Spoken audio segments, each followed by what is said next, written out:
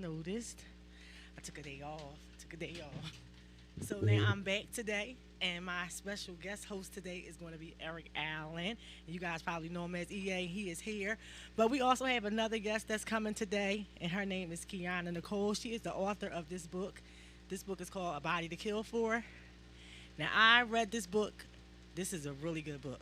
Unfortunately, some of the things that she had to go through was not, um, they weren't good, but it was a good read. So here's the book. It's A Body to Kill For, and hopefully she'll be here soon to talk about her experiences. Um, Speaking on this subject, she was a domestic violence. She is a domestic violence survivor, and that's what her book is about. Her book is about some of the things that went on in her life. And me, myself, personally being a survivor of domestic violence, I related to a lot of the things that she went through in the book.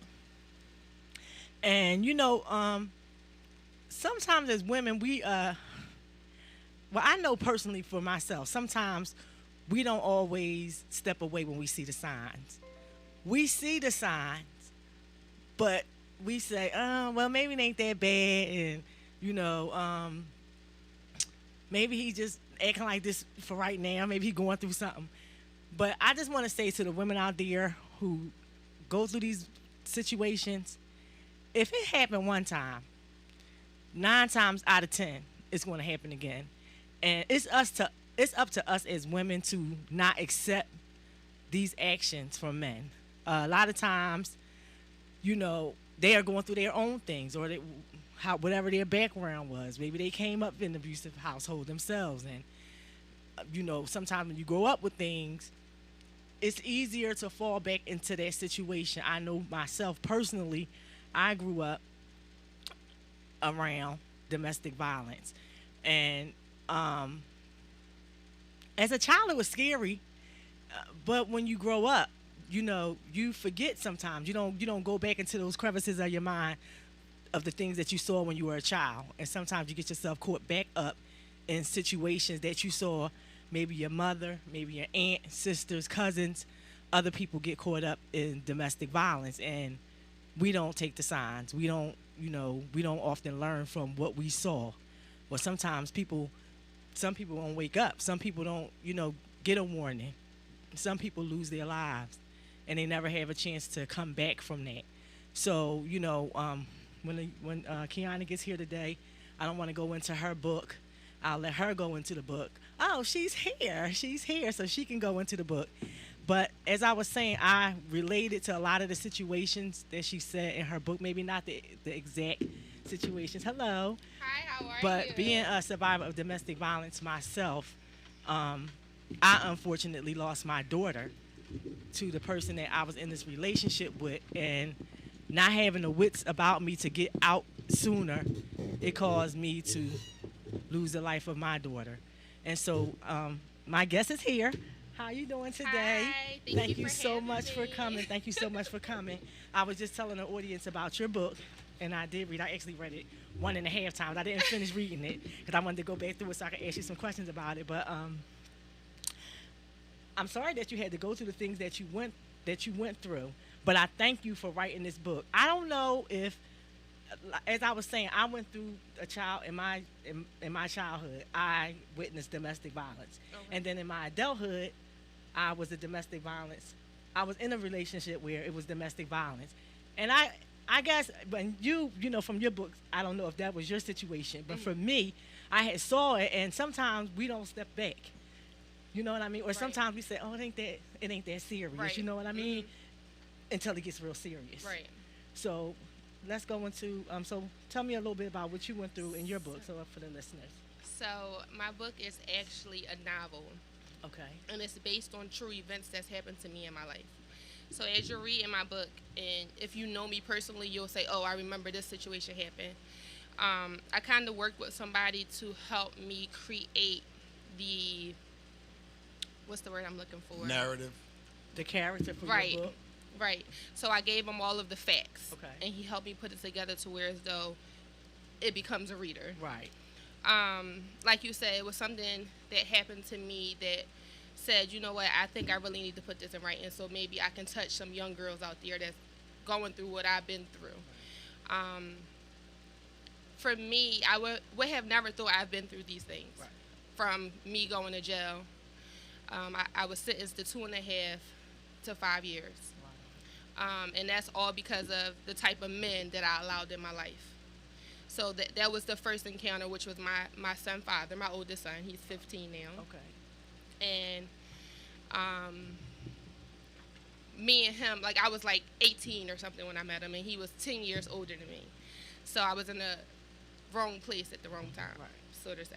Right. So, you know, I've been to jail. I went upstate, actually, and I ended up enrolling into a boot camp program. Okay.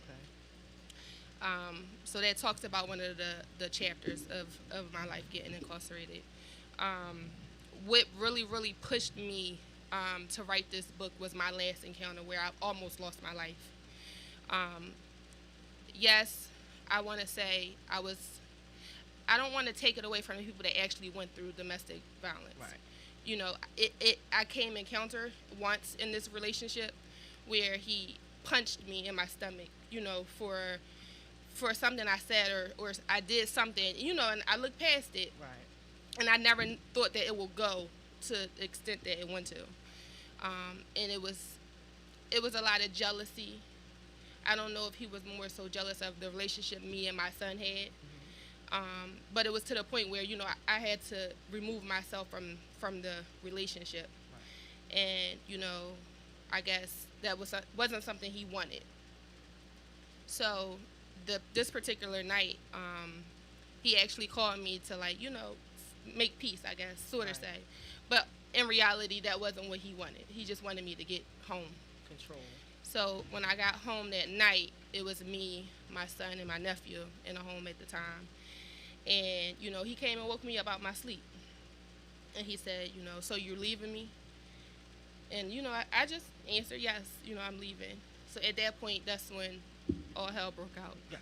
And I don't want her to get into the book because I want you guys to go out and buy this book. This book is called A Body to Kill For. It is a really good read. Unfortunately, she had to go through these things, but it is a good read. It's unfortunate that you had to go through those things. And I won't give away too much of the book. I won't tell what happened. I really want my listeners to go out and buy the book. It's a really good book.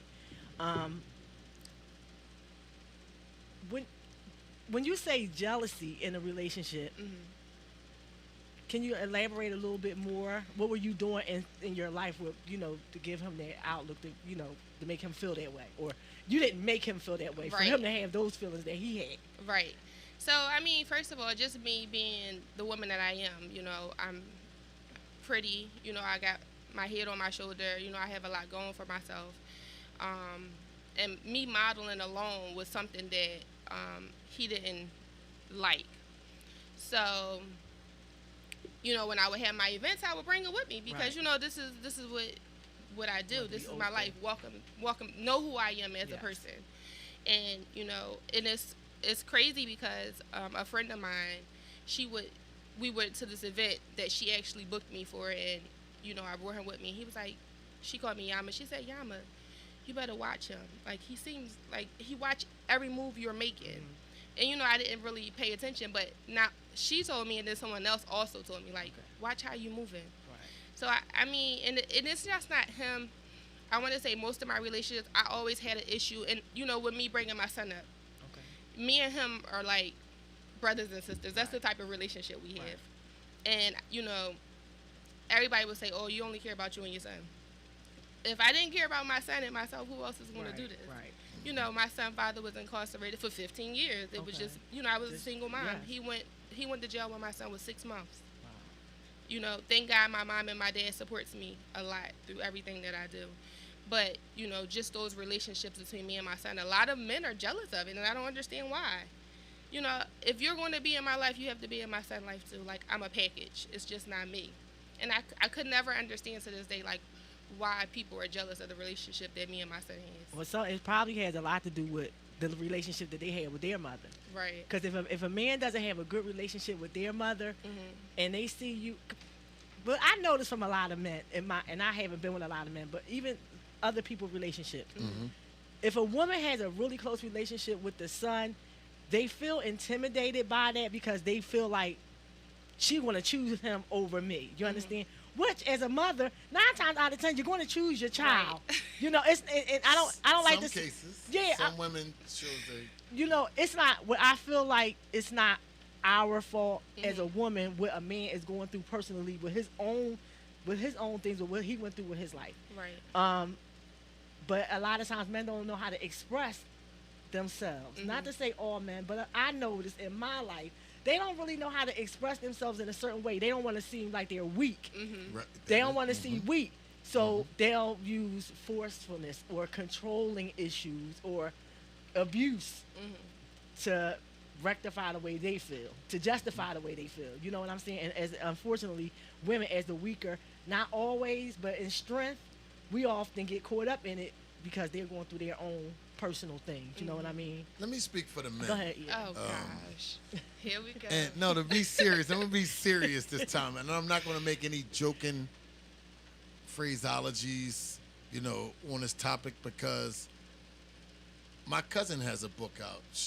I didn't know that she was a victim of domestic violence till she put her book out. Right. And we here watching her movie, and when I seen the part where he was slamming her all outside and all that, I'm like, I was shocked. I swear, it made me feel like. And I said, cousin, Star, I didn't know you went through that. And she said she hit it, I'll say this about the men, and I can speak for men, and I can speak because Yama has been my business partner and a friend of mine for about close to 15, 16 years.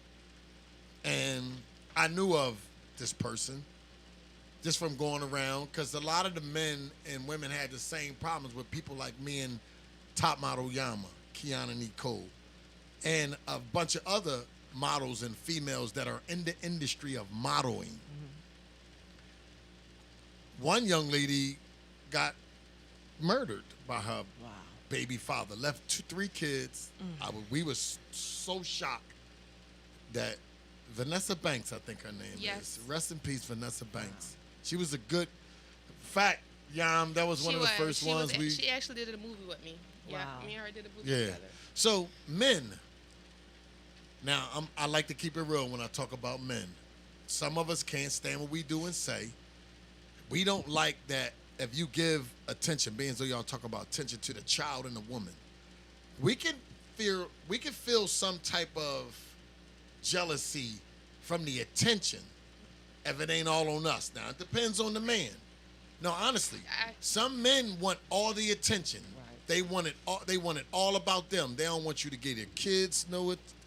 And I ain't gonna say that men is just saying, no, you can't feed your child, you can't love your child, you can't put them in the bed, you can't, do their clothing. But I can say, and this is what all the guys used to say about women that went through the thing symbolically, and please me, everybody's degree of what they went through is different. I'm not judging case scenarios. It be the men that I feel like that's not in that industry, that don't understand that industry, and they think that because a lot of guys. And I used to not think like that. My ex used to say to me sometime, being very popular, being a hairdresser, used to say, I know a lot of guys. I'm cool with a lot of guys. And me coming from the old school, or whatever school you come from, some guys don't like their woman getting a lot of male dominant attention. That we cannot stand. Now, I'm the firm believer of saying that we cannot stand what we do and say. Some of the stuff that the women do or that the men do, that's why we react in that manner. So when it comes to a breakup, do you know that most guys cannot stand a breakup? Yes. No, honest to God, true. Yes. I walked away from a 17-year marriage with a lot in question. 16, because strangers fall in love and strangers fall out of love. Right. Lovers become strangers and vice versa. Yeah. So I get it. And you can be entitled, even at marriage. And it's a shame. But if a person don't have principles and a man, then you will always run into that male dominance at the point where they say, shut up. You should pay attention to that first shut up. Like I yell at my, that's a way of I get my point across, I guess, because I want to never ever want to use my physical Right. strength. I'd rather yell, and that's a form of abuse as well. It's a stage of it. It's a minor stage, Could be, but yes. it starts like that. Like Yeah. you said, the punch in the stomach turned into something else. Right. So, ladies, young ladies, if he grab you, if he kick you, if he pinch you, that might be a little all right. No. Pinch, just a little teeny little pinch, like the school teacher used to pinch me. And I ain't never taken offense. Ain't nobody never get her in trouble. They can't do that. What about when they used to grab your ear and go bang, bang, Yeah, bang? they used You can't do that? No, you No, they can't, can't do that no more. Don't touch our sisters. And I really don't. I just wanted to sit back and support, because Yama been my business partner for a lot of years, and I was around during that experience at that time. And I was really, really shocked. And I have read the book, and it is on T like a sniper. And ladies, if you're a model, make sure you got a man or a significant other that understand that you're not having sex with all these guys and these male figures, but it's a part of the business. Right. Just Right. like I'm not against homosexuals. I'm a heterosexual. I like male, female. But I'm not going to agree, but I'm not going to put you down because you chose that lifestyle. Right. You know what I'm saying? It's acceptance. That's the reason why I brought up that scenario. Make sure that they accept what you do. If it's any part of, no, I don't like you doing that, I don't agree, I don't like that, I don't think that the relationship can move forward unless you have a sit-down, thorough conversation on a one-on-one and explain that this is what I like to do, this is what I'm going to do, and if we can't come to some type of common denominator, then I think we should end this relationship. You don't wait till money is invested. Right. You don't wait till feelings, personality is invested. And you damn sure don't wait till you have children. Right. Because that is the worst. Because the children suffer it too. I just wanted to add my 2 cents for a masculinity perspective. And, I know what TopModelYama went through. And I'm sorry that you went through that too. Because I had a young lady on our show that voluntarily confessed that she had to kill her husband because he was beating her up. And the 6 months, she said she had it to the T, 5 months and 38 days or whatever the days. She said, I couldn't take it no more. And when I said, did y'all have children? She said, yeah. We all cried in here. Right. Because it's sad. And They I have hate to- that y'all went through that. It's ladies. to have to. And it may be your body to kill for it. Let me just say that, and that's my last. Y'all women has some. I mean, God's y'all creation of life, and some men. Remember this. That's why in Islam, the second look is the sin. It's the lust. Watch how much you show a man. Don't show him too much in the beginning, because they might get crazy and they start stalking you. And y'all beautiful young ladies, so I can see a man stalking you that's not used to a beautiful young lady. Right. Like, he may have enough money to be able to seduce you in a way of taking you out on dates and getting what he want. You gotta be careful of that. Very careful. It's in my situation, he was like a drug addict, and I was young and naive, very naive. How old were I was you? 23, and 23 is not that young, but it is young. It's Right. young. You know what I'm That saying? is young. When I look at the situation that I went through at 23, and I see how my daughter was at 23, I had to. It Got took me scared. back because I'm like, I still wonder like how I got through all of that with everything that I went through, being that age, just because the mindset, like being immature. When you're 23, just 9 times out of 10 you're still immature, and I just felt like I had to grow up so fast because I don't want to say I was running, but I felt so much guilt. Don't you start crying. No, I see I'm it not gonna building cry. up. I'm not gonna cry. I'm not Do gonna you cry. still feel that? Do you still feel that? You know, this year it was 28 years. I see it in you. And you know, it was hard for me this year, What? wondering if my daughter would have had kids. Oh, wow. Because I have grandchildren and I have nieces. I have actually 2 nieces and a cousin. We were all pregnant at the same time. Y'all was fresh all at the same time. So Yes, they're I- all like a few months apart. Yes. So when I see them, I feel that void, and I Oh. feel that void because they're there and Yeah. they're all close to me. But in the beginning, when I first lost my daughter, I couldn't be around none of them. Like, I literally like cut myself off from anybody that had children my daughter's age. Oh wow. Because it was like looking at her. What you mean by lost her? It's like when she passed away, it was like I didn't want to see nobody else kids that was her age. Oh, because we were I know all somebody pregnant going at the through that. same time. I You know know what I'm somebody saying? going through that. And just seeing one of my best friends, I call her daughter my niece, but she's actually one of my best friends that I grew up. Her and I, our daughters were 2 months apart. So my daughter's name was Nadira. Her daughter's name was Naasia. Right. So, and my daughter was dark skinned and her daughter was light. So it was like salt and pepper, light skin. And it was like we had these plans for them that they would grow up and be best friends and close. And then when I lost my daughter, it took so much out of me. And just to see Pudge, that's what we call it, just to see her, it broke my heart. It made me feel so bad because it was like, I felt like I didn't protect my daughter. Not that I knew that I would never in a million years would have thought that. I know me and him went through it, but I would never expect him to hurt my daughter. So when it happened, it was just like all the times that the stuff that happened to me played back in my head was like I should have been got out. And Right. now it's like he didn't do it to me. He did it to my daughter. She's Right. innocent. She had nothing to do with anything. You know what I mean? And it was Right. just like it always hurt. You know what I'm saying? I don't feel that guilt like I used to, you know, but it always hurts because I still feel it's still like somebody that I had around my child.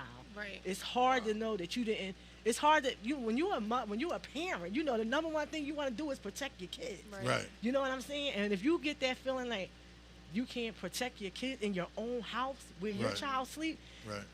it's like I hear so many things of people, and I always say like, when I hear people say, oh, I can't let my child go here, this, and I always tell people, don't fear stuff like that, because you never know what can happen.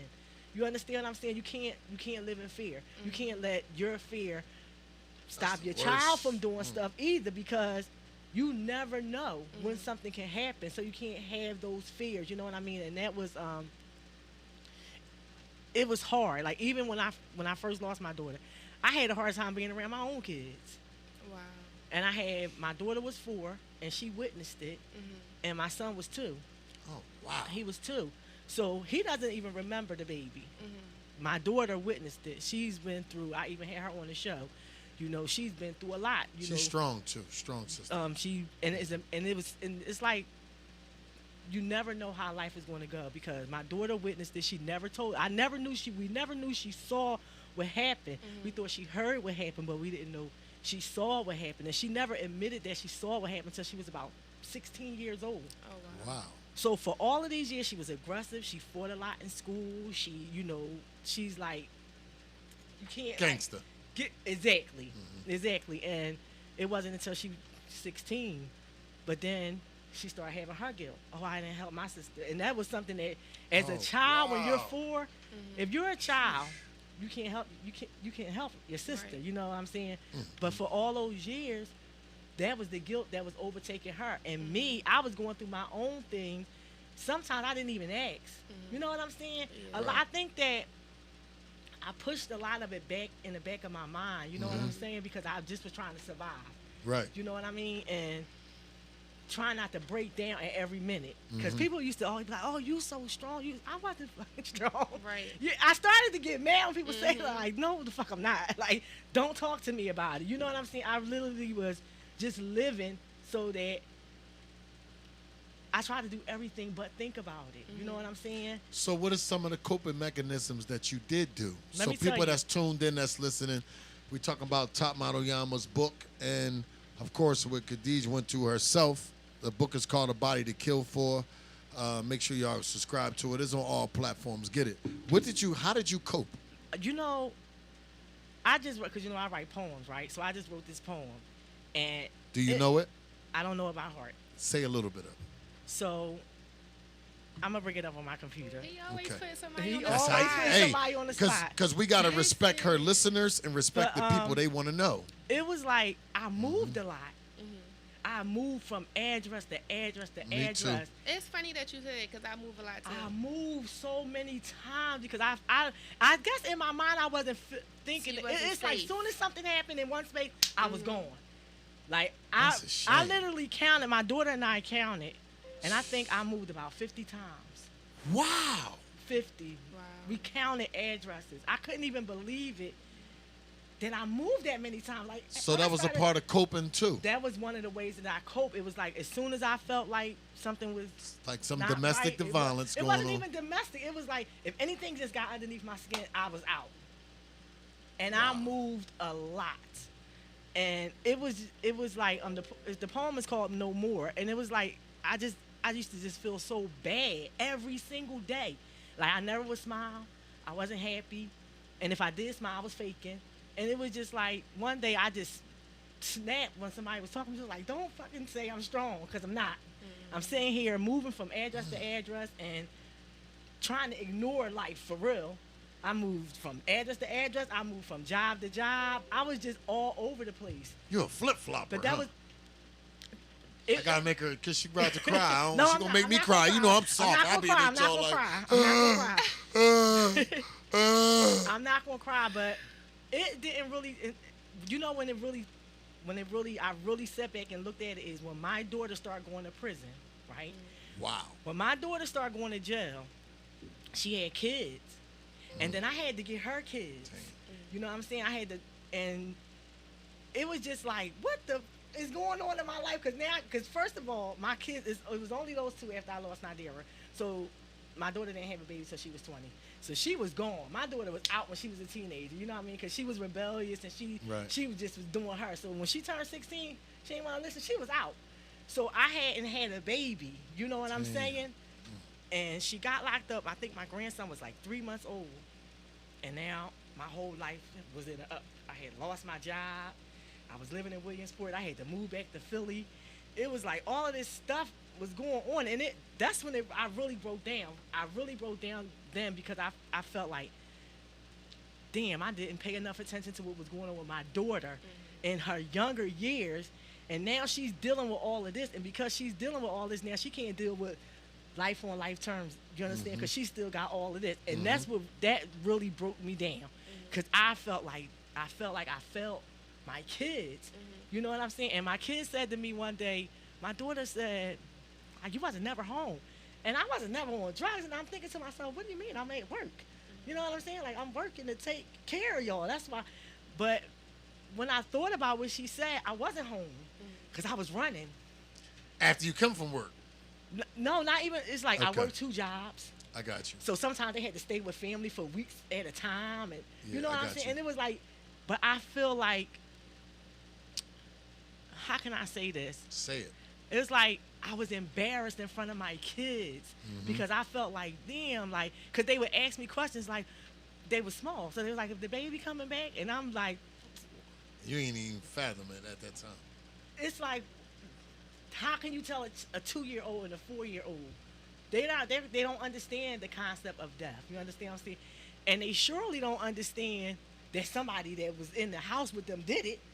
You understand what I'm saying? So it's just, now they looking at me for answers, and I don't have no answer because I still can't understand how it got that far. You know what I'm saying? And so it was just, I ran from house to house, address to address, job to job, and that's how I made it through. That's how I was surviving. I was just surviving. Like, I had to sit back and realize, like, I wasn't living. I was just surviving. Yeah, you was playing emotion. I was just surviving. You know what I'm saying? Because my kids were like, Mom, why you ain't never take us to Disney World? And I'm sitting there thinking to myself, it's not like I couldn't have. You just... I was at work. You know what I'm saying? Like, I was ignoring life. And that's how I survived. Moving from here to there, working hours. I used to work, listen, when I used to work in the labor's union, I would work 17 hours a day. Who works 17 hours a day with 2 young kids? Yama. She don't do 17 hours. But no, her story do sound like I was about felt to say. guilty, like with my son being in the house at the time. And you know how you say you put that guard up, you try to protect your kids, and like that night, all I could think about was my son. You know, he threatened to shoot my son. He said, if you didn't be quiet, I'm gonna shoot your son. So from there, you know, all I wanted to do was get him out of the house, away from the house, away from my kids. And when I got outside, you know, I'm thinking God, because, you know, now I removed him from the same space as my son. Right. And I never thought back to say, check on my son to see how he was feeling. And all this long time, like, he started acting up, he started having behavior issues, and I never knew that he actually heard the gunshots and everything. Like, I never thought to say, damn, let me check on my son Right. and maybe put him through that counseling that I had to go through myself. So yeah, I'm sitting here and I'm shaking my head Yes. because it's like and we move a lot too. Like when I get scared and I feel unsafe, I'm on to the next place. That's crazy. And it's like you think back, like, how did I get here? You know what I'm saying? Wow. Yes. It's like, Let me ask y'all both a question. Now, Khadijah, you a lot more, but I see Yama acknowledging when people used to ask you and say to you that you're strong. How do you feel about that concept now? Let me Do tell you you what guys feel like you guys are strong? Answer it, Yama. well, You too, because I you the guess- one that hated it. I guess You- that in a sense I was. If I say to you right now, you strong, sister. I'll say yes, I am. But at the time, I don't think I was strong. Stop blocking that At the positivity. I 'Cause think that that's- I'm strong now, because when I look back at what I went through at that age, you understand what I'm saying, and survived it, even though I lost my daughter. That's the number one thing, surviving losing her, because I wanted to take myself out like a lot of days. And I know I- that was a struggle. Listen, Just because I can't fathom losing a child, but I have friends that I grew up with that recently lost their child. Like Karen, you know, her daughter was the one that was great, had a scholarship or whatever to play basketball. Her daughter was shot in the head, and I want to bring her on your show too and she went and scolded the other young lady who just lost her daughter. You know, it's just getting sad now, and it starts with that domestic violence. I'm so happy that y'all brought this up because I'm over here feeling like I'm thinking about my daughter, and I'm like, first of all, I'm glad that she ain't raised up in Philadelphia. I hate to say Right. it. You know, we struggled to give her a better chance of just, sometimes we want our children, our daughters. Let me keep with the daughters. We want our daughters to be cool like our sons, right? and that's not the way. I mean, teach them a certain kind of cool, but don't let them think that it's okay to be. I don't know. That's important to just let them know. So if your child, if your daughters, if they got a gangster boyfriend, he sell drugs, he shoot, he hit, he do all the gangster stuff, just know that it's a pretty good chance that she can get caught up in an environment. I'm just being all the way honest, because I think about my daughter. If I know, like some of us will allow, like our daughters to date a guy as long as he got a bunch of money. Right. I don't want that. Right. I want the money that he has to be in computer technology or something like that. Because I used to be a drug dealer and all that kind of stuff and funded a lot of different situations with hairdressers and, growing up. And it's not cool. Like women, young ladies, I know that y'all like the bad boys. You can have a bad boy that is an entrepreneur. You can have a bad boy that seem a little bad, but he ain't throwing rocks at the penitentiary. Right. Take that kind of bad boy. Because if you got a bad boy, there's a pretty good chance that when he gets shot, you could be with him. There's no time set. When they're in the streets, it can happen by default. And sometimes it ain't got to do with people be saying, well, what did he do? Well, what did they do? What did he do? Take it from a person that played on a rock band, was a main drummer. What I mean by that is played with the guns and been around guys that put work in. It's not cool. Watch it. It's a sign, just like these young ladies giving signs. The punch in the stomach, they're yelling at you. I say the pinch is okay. No pinches. They say the There pinch you is go. not okay. No pinches I is got to not keep it a okay. little humorous. But just watch it. Please don't let your daughters date these strange individuals. If he got a fancy car, make sure it's from the PUA or PWA or whatever the Mother Jones called. Make sure it came from that and and he ain't got a job. Like if he don't got a job, like something is wrong. If he's 24, 25 and he ain't got a job, I'm sorry, I'm not hating on the brothers that do what they do. But a job could be he's selling bottles of water on the corner of Broad and Allen or Broad and Lehigh, 56th and Master, 31st and Tasker. Right. I'm just saying, you know what I'm saying? But make sure that you know where his income is coming from, because the longevity of your life can last a long time by just watching a little bit of signs. So I just want to punch my business partner's book It's a body to kill for. And Khadijah, you should have a book out too. You should really get a book because I really need somebody you like have what me. Yama have that have the kind of like put it in a novel. Well, it's a Type couple thing. people that can do it, to be very honest. And now we know that how she got it done. There's plenty better ways to get it done without all the aggravation and the headaches. Because she went with a few friends of mine. One was a headache, but it's more simpler than you think it is. To be very honest, it's very simple. People will make it. People don't like to share ideas and information. And I self-publish, so Okay, whenever you're Yama ready, can help you. I Well, can now you can help definitely me you out. with that, yeah. Because I have been, it took me a long time to speak out about it, and I know it was guilt. I'm just gonna be perfectly honest. It's like I felt so bad that happened to my daughter. You know what I mean? And I was like, I'm going to talk to somebody about something? You know what I mean? That was the feeling I had for myself. Like, who's going to listen to you? You know what I'm saying? Because you didn't do what you needed to do. So who was going to listen? But it just, it just occurred to me. What happened was I started hearing it happen so much with these girls losing their kids to the boyfriends that they with, or you with somebody and they do something to a niece or a nephew or something like that. And I just felt like, then I started feeling guilty that I didn't say nothing, that I didn't speak out about it sooner, because it's been so long, you know what I mean? And so many people know me, and they was like, wow, I never knew that happened to you. You know what I mean? It's because I didn't talk about it. Right. You know what I mean? Because it was my own guilt. It was killing me. Like, really. It really was. And people used to say stuff to me like, oh, if that would have happened to me, I don't know what I would have did this and that. You don't know what the fuck you would have did. And that was one of the things that used to I don't like when people say that. That used to be that used to make me so mad, because you don't know what you would have did. You understand what I'm saying? You don't know what happened, because I didn't know what happened. I wasn't in the house at the time. You know what I'm saying? So it really took me back. You know what I mean? It was like out of nowhere, and he was like, he did that to my daughter when I was out of the house, like late at night, because we had gotten into a little back and forth argument, and so I left out of the house. But the kids was in the bed. It was late. It was like 11 o'clock. They was asleep. So I left and went across the street. I lived in the projects, and I went across the back way to a neighbor house, and we was in there. I ain't never gonna forget, we was watching Mo Money. The Wayans movie was the first time it ever came out, and we finally had HBO in the project. So I remember so clearly. We was in there watching it.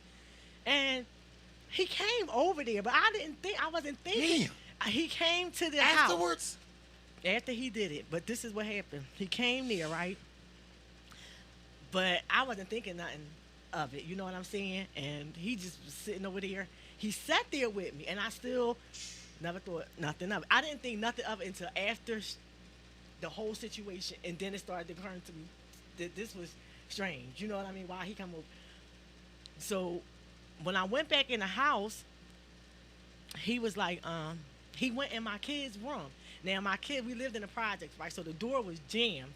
So the door was kind of like, if you rub it go, like it make a big, and it will wake the kids up. So he was going to my kids' room. I'm like, why you going in there? You gonna wake the kids up? You know what I mean? And he went, and he was like, but their room was in the front, so you could look outside the front door. So he was like, I'm about to go look out the window, and I still wasn't, because I didn't want to argue. So I'm like, and so he was like, the baby woke up, but she wasn't woke up right at that time. Now, she died through the night, right? So I picked her up. She didn't have no bruises or anything like that on her. They all like came out later. And he was just kind of like concerned. But at the time, I wasn't thinking about it. He was like, the baby woke up. So I was like, let me just get her, picked her up, and I put her in the bed with us. Now, about an hour or so later, she actually woke up. She woke up. I set her up on the bed. She kind of like reached out to me like this. I picked her up, and I gave her a bottle. And then like an hour later, I put her back in her bed. Now, the next morning, my daughter woke up, and she was like, Mom, something wrong with the baby. And I was like, well, she probably tired, because I woke. It was late. It was like 1 something in the morning at that time. And she was like, no, she don't look right. So I jumped up out the bed, and what happened was I had put her in the bed with my kids, because she had one of those, those little metal toddler beds where the guardrail didn't work on the bed. It wasn't on there right. It was like the bottom 2 screws was on, but the top 2 wasn't. Right. So it was out like that. So when I went in the room, she was leaning on it. So I was like, let me not let me get this fixed. I ain't gonna let her keep sleeping on the bed because I thought that she rolled in between the mattress and the guardrail because she had like a little, like you had like indentations on you from From leaning. leaning on something. So I took her out and I put her in the bed with them. She died in the bed with my kids. So my daughter was like, "There's something wrong," and like literally, when I got up out the bed, I just knew she was dead. How you could just tell, and I just literally blanked. I blinked. I went in shock, and I was able to get to my neighbor's house. I remember going to my neighbors and having them call because I didn't have a phone. And like I don't know where my kids was at after that. It was like it was like a whirlwind. He was screaming and freaking hollering like he didn't know shit. And my daughter had a heart murmur, right? They would check her heart. So I'm thinking this in my mind. I'm thinking like, maybe damn, did her heart go on her? Because I couldn't think of no other reason from. She was 10 months old because I didn't think it was SIDS. So I thought that whatever was going on with her murmur, that it probably would have been her heart. And that was so when the cops came and they asked me, I'm like, oh, maybe her heart went out So we went to the police station. Of course, that's like normal. That's you how it have to go start. to the police station or whatever. We go to the police station. He was in one interrogation room. I was in one. They let us both go, right? So they came and they was like, well, we're not going to come back unless it's some foul play or whatever.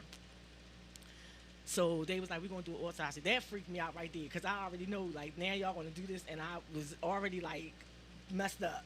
So now I'm just thinking about they going to cut my bed. It was just too much. You know what I'm saying? So we leave the police station, and I guess I'm going to say probably like 3 or 4 hours later, the detectives came to my mom's house because we had went out. Wow, we they came right back. We lived in Passyunk Homes. This happened in Passyunk Home. My mom lived in Wilson Park. So the police station is right around the corner from my mom. So we all was at my mom's house when they came back. Now, as soon as I seen them come back, all this shit started popping in my mind. Like, what the fuck? Because they already said they wasn't going to come back. They would just call. If it wasn't foul play, they would just call. So when they come back, and I'm looking, my people is from the streets. I know what homicide detectives look like, right? So now these the homicide detectives is coming. He's crying. He's like, you would have just, like, if you would have seen it, like, Academy Award, like, seriously, because my brother's in, that's a whole nother story that I'll save for the book, but he just was, you would have never thought. So when they came back and got us, when we get in the car, now I'm trying to figure out what's going on. Now, is this too much? Because now they come back, and now all kinds of stuff is going in my head. So I say to him, I said, did something happen when I was going last night? And he's like, no, nothing happened. So we go to the police station. We were there for hours. I know they kept you off for then in 3 days. We was there. They're allowed to keep you for 3 days without charging. We was there for a long time. And they were going from me to him, me to him. They was asking us the same thing over and over and over and over and over and over. So then I guess we probably was there for like 5 or 6 hours or something like that. And then they finally came and told me that he admitted what happened. Oh, that he had hit my daughter like in her stomach. Oh, wow. And she had damaged internal organs. And how old was she? 10 months. And I was just like, wow. It was just, just like all the air just went out of my body. It was like, what? Like, are you fucking kidding me? And it's like, it's a feeling that you just can't even imagine. Because I was so, listen, I smoked the Newport. I do not smoke cigarettes, okay? I went outside and there was a guy that was coming out and he just looked at me. I must have looked like I needed a cigarette. And you could smoke in the police station back then because I smoked a cigarette right there inside the homicide department. Right, not to laugh, but yeah, you know, when I'm that's thinking funny back to fathom on it, it. yeah, because I didn't smoke cigarettes and I just smoked the shit out there in Newport because I just couldn't believe what was going on. Like I just couldn't believe that happened. And the detective was like, well, he admitted that, and he also admitted that you didn't know. Like he never said a word to you, and he didn't. Of course, he didn't. I probably would have killed him. Like God only knows what would have happened. And like my brothers and my cousins, the day that it happened, they were all there, and they kind of like took him for a little walk or whatever. Because I guess people probably was speculating, thinking, but I wasn't thinking none of that. You know what I'm saying? But my cousins, my brother was like, man, this nigga. We started feeling sorry for this because he was like, crying so hard that they was like, They couldn't even. Yeah. They was, you know, That's they was sad. thinking like, no, it ain't no way, because he was performing. Is he ain't- alive? Yes, he's alive. Does he have any mental issues? Like, I don't know if he had no mental issues or not. Oh, I know. do you still be in No, contact? I haven't seen him Wow. since like right after it happened. I wonder if you listening, bro, or if anybody know him, tell him he's an NAN, a nut, you know what, ninja. If you ever, like, it's a lot of people out here that beat kids, that hit kids and kill kids and molest kids. It is. If you are a person that like to indulge in domestic violence against a woman, you deserve to not have your life. You deserve to be victimized. You deserve to have 5 of the gangsters' most gangster fighters, not with a gun, because that ain't no punishment. That's too easy. You need to get like these hands, like you need 5 boys that got hands like these and ball you up. I'm talking about one at a time. Fight me, then fight him, then fight him, then fight him, and then fight him, all in one fight. You really, truly deserve the trauma that you put on. Look at these young ladies. Look, you made Yama put out a book. Like, it's What would you say to the people? No, you got really, because these are stories that women need to know. Like, because, now I'm going to be a little humorous, okay? Because y'all made me cry enough in the heart. You don't think that twerking adds to all that domestic violence? No. that goes on your self-control. No. You gotta have some self-control. No, can y'all please stop twerking? Like, seriously, like, no, honestly. But I think, because I hear females that do it, and it's like a fad. All the females, they get together at their birthday parties, and they pat each other's butts. They be sisters. I mean, not on no funny stuff, but you don't understand that it's a man lurking that's watching, that he's losing his mind on how can he get one of y'all. He's lurking while you twerking. Yeah, he's lurking. So you gotta be careful. But then y'all quick to say, don't rat, don't rat, and then you're mad because they in your inbox. But y'all twerking. So just understand what to you're be doing. perfectly honest with me is I don't accept that, because I see men with no clothes on too, and I don't be all in the inbox. Right. Hey Dougie, you look good there. No, wait a So minute. that's- What man that's is about on sex. social media naked? I don't know. Oh, you'll be Please. surprised. Wow. Well, I heard about them sliding in you'll y'all be DMs. surprised. I know men is crazy, but You know, you have to have some self-control. You can't control what other people do. Right. You have to have self-control. It's all about your self-control. If you, because let me tell you, women in Africa been doing that. They wasn't getting yeah, raped. but they no, they Tribal well, dances. our sisters in Africa, because they're my sisters. No, some of the tribal dances, like, we're more modernized now. Mm-hmm. Back in the day, they ain't had deodorant. They ain't know what? had sanitary napkins. He hurts my soul. I'm just saying, they ain't get panties and petties. They ain't have rollies like Yama got on. You know what I mean? They ain't had lip gloss. Look at you. Look, come on. You got got no your lip makeup gloss on your on face today. beat up a little bit. No, it ain't. Oh, you ain't got no makeup on? You look It's cute. See, that's the natural, pretty. girl. See, that's It's good. natural. They ain't get a wash and curl like you. Them sisters back in the day came straight out of the Bundy River, Bundy Mike, and they was twerking, but back in the day it was a little different. Nowadays, women are more proportioned. You know what I'm saying? Sexuality is more of a significance. So please, ladies, if you twerk, He is saying twerk in the privacy of your own home. Do not twerk on social yeah, media. like, and don't be in a Keep restaurant. twerking, ladies. Keep twerking. No, because Do you. all right, what if I'm with my chick Okay. and you bad and you like Carrie Hilson? That's the only one I want to see Carrie twerk. Hilson. Carrie Hilson or J Lo twerk. She got a movie coming out soon too. Oh, my You ain't gonna goodness. see her. Well, she proposed to me the other day since she left A-Rod, and I told her I don't know. I got to think J-Lo? about it. Yeah. I heard she was back with Ben. She playing you. No, she can talk to Ben. Listen, see, I'm that guy that I just talked about. I'm not into that. Like, she gonna chose her weapon. She told me honestly that she don't want to be serious in a serious relationship. Okay. So we just dating. We go out on occasion. She Alright. fly me out. Period. You got flued out. He got flued out by Jenny on the block. No, but I'm sorry to hear about what y'all went through, and I already knew Yama's case. By hearing it again, it's not right. And guys, have a little bit more self-control. But I had a stalker.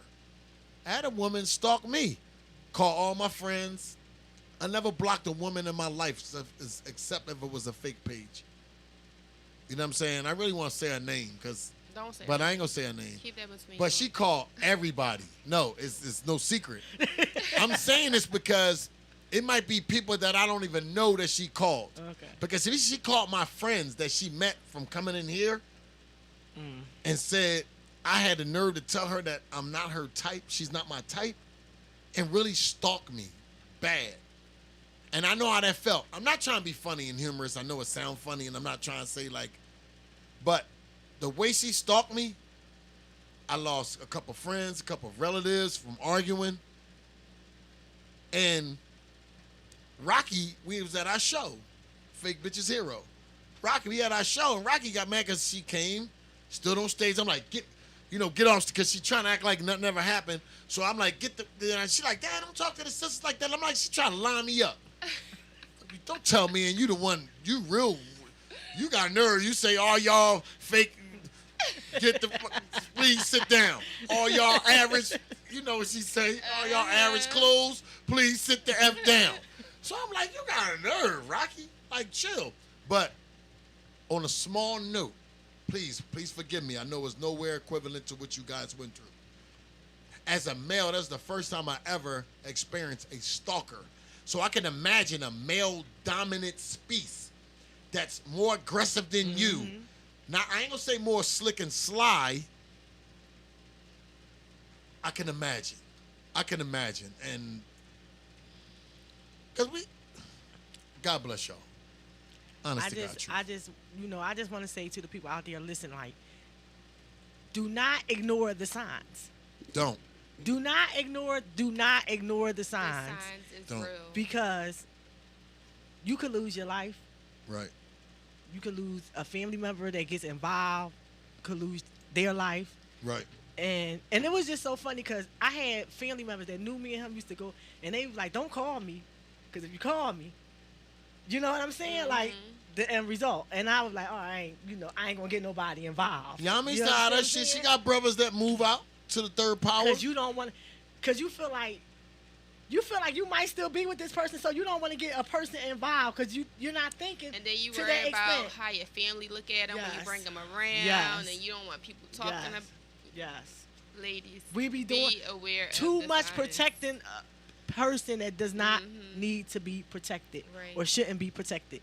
You can't protect yourself from this person, but you'll try to protect this person. You know what I'm saying? And at the end of the day, you don't never know what the end results could be. His was he couldn't get high. He snorted dope. He was a dope fiend, and he was my age too. You know what I mean? I didn't know no young dope fiend, so it really 'Cause kind of like. Well, we thought people used to be on syrup. I know my friend, rest in peace, Roller. Roller used to snort dope. You know what I'm saying? And I used to always think it was just the pancakes and syrup. Right. Until after a while, I'm like, hold up. It had only been 2 minutes and he in his lap. Right. That's, you know what I mean? And another thing was I had an uncle, right? And my uncle was in a war and all that, so he used dope. But my uncle ain't never hit on nobody. Like, he never hit us. He never showed those signs of aggression towards us. Like, as a matter of fact, he always protected us because he had a bunch of nieces, and he didn't play no games about his nieces. So sometimes when you see somebody suffering from the effects of drugs, and you've been through the situation of you seeing somebody that you know that they was like, well, they never did that. You understand what I'm saying? Just because that person that you knew in your life didn't react this way, you don't know what another person would do if they can't get high. And that was the whole case for him that night. Like, he literally had went to the hospital. Like, he was throwing up and, like, sick from the dope. And I don't know nothing about no dope. As a matter of fact, I didn't even smoke weed back then. I didn't do nothing but maybe drink a little cooler. So when it comes to me really knowing, I never seen my uncle throw up. I seen him not, but I've never seen him get dope sick. You understand what I'm saying? Yeah, I don't remember nobody back in the day. No, he was throwing up sick. He was dehydrated. He ended up having to go to the hospital. Like, he really was sick because he couldn't get high.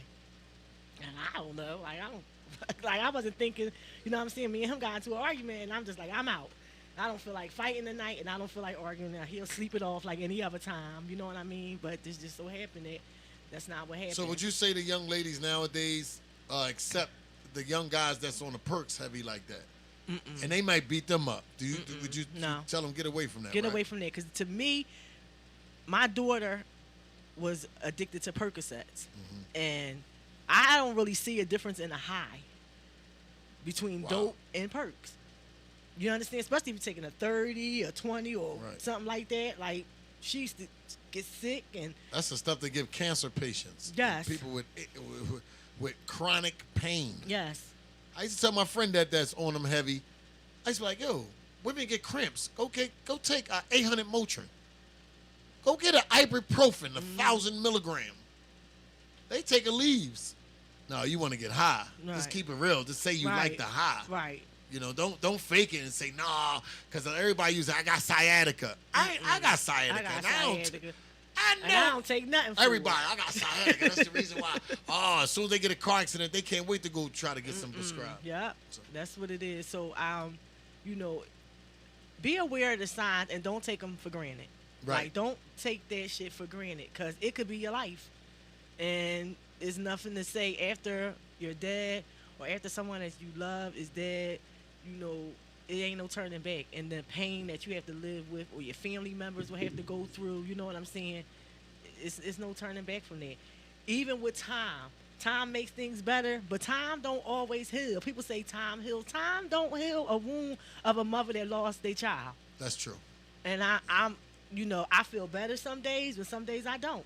You know, it just depends on what I'm going through. You know, it just depends on how I wake up that morning. I never know if I'm going to have a bad day.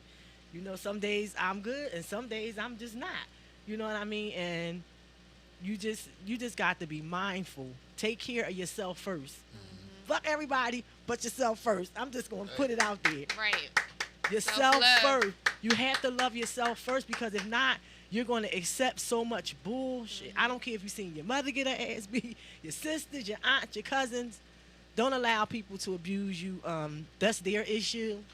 Let them deal with their issue, and don't let them make you their punching bag or their outlet for their frustrations, because at the end of the day, you might have to end up doing like the lady, like the woman that EA said. You might end up killing somebody. Yeah. Because, you know what I'm saying? Because somebody putting hands on you.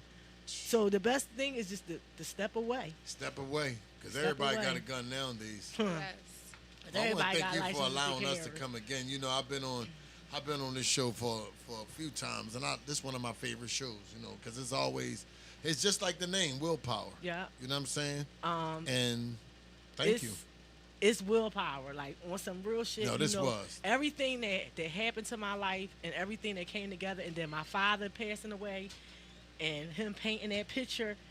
It was like everything was full circle, because it was only the will that got me through, and that's just the bottom line. It was just willpower, because other than that, if I didn't have the will just to get up in the morning, I probably wouldn't have survived. Wow. So you want to close out, Yama? You want to talk about your book, or tell everybody to go out and buy that, where they can get it from? So, yeah, it's called A Body to Kill For, and you can find it on Amazon.com, or you can go onto my website. It's abodytokillfor.com, and on the website is the number 4 and the number 2. All right, so there you have it. Miss Kiana Nicole, A Body to Kill For. Please go out and buy this book. Kiana, I want to thank you so much for coming on my platform. Thank you so much. Thank you for having me. And you too, E. And that is it for WillPower UnSurfaced. We'll see you guys next Monday at 6.